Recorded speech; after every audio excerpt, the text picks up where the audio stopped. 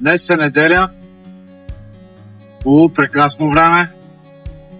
Ние сме с така известния рибарски или норвежки бус, който е известен с YouTube филмите за риболов в Норвегия. Но не сме тръгнали на риба, а сме тръгнали да монтираме фармацевтичен шкаф. Не можеш да покажеш това да е. Фармацевтичен шкаф. Ще попитате защо в неделя. И повечето клиенти предпочитат да им се монтира в неделя, тъй като по този начин не им се нарушава ежедневния ритъм.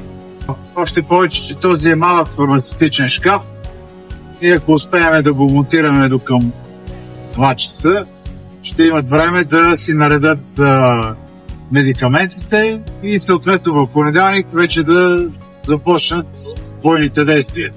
Отиваме към Трявна. Така известните тревненски майстори. Не съм виждал тази аптека. Съответно, поръчката на клиента дойде според негови мерки, дано да стане шкафа, тъй като не винаги се предвижда добре размера от клиента като корпус и като в изтегнено състояние. Това вече ще видим, дано да имаме късмет, да не ни пречи нещо, да нямаме някаква пречка. Хубаво е преди поръчката да се получи, да има една добра консултация от моя страна, дали къде точно трябва да се разположи. Хубаво е да се определят на размерите, абсолютно точно така, че да не пречи това фармацевтичен шкаф на